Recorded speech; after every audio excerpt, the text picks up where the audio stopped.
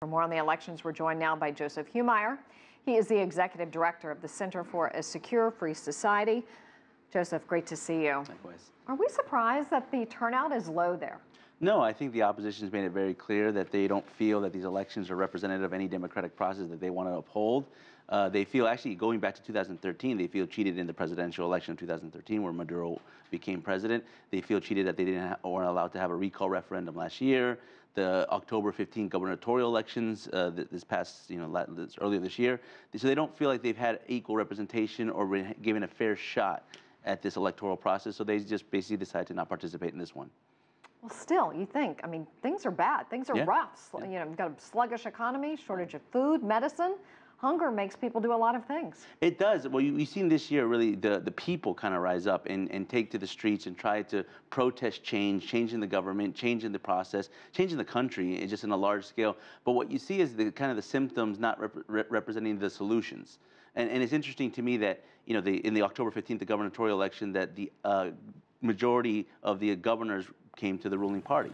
That's like as if you were diagnosed with diabetes because you eat too much sugar, then you just go back to sugar to get more solutions for your diabetes. It doesn't make any sense. So I think that's the sentiment that's being portrayed in the mayor elections. If they don't think that this is a fair game, then there's no point in playing. All right, so what does this mean for the presidential election? We assume Maduro is going to run next year. Yeah, I think the point that your colleagues made at CGTN is very poignant. I think the elections won't wait till December of 2018. I don't think the country can wait. The humanitarian situation, the economic situation can't wait until the end of next year. I think they're going to try to push for those elections sooner, and they're going to try to push for the removal of Nicolas Maduro. I think they're going to try to bar him from being able to run for president because of either illicit ties to narco trafficking or maybe just, frankly, other democratic violations, human rights violations that he's committed in the country. People have tried to stand up in the past, and they wound up in jail. Correct. I mean, it's a very big risk.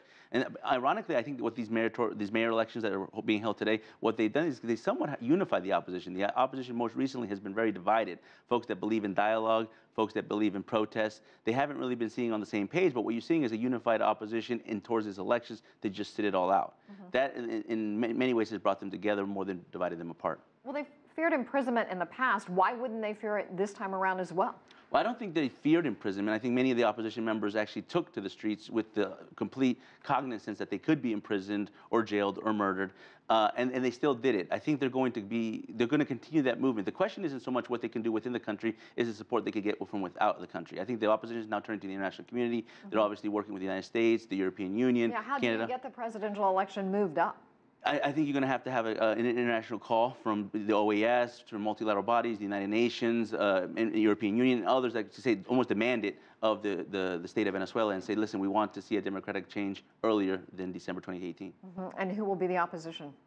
Let's see if they'll unify behind one candidate. I actually don't believe that they're going to be able to unify behind one candidate. I think you're going to see several candidates. Most likely, you might see the president of the National Assembly, Julio Borges, perhaps Maria Corina Machado, who's a leading opposition figure, and other folks. But what they'll need to do if they have any shot of winning any kind of election is they're going to have to unify behind one candidate. But frankly, elections hasn't shown that they can produce results in Venezuela. All righty, Joseph Humire, we're going to leave it right there. Thank you. Great to see you. Thank you, Sue.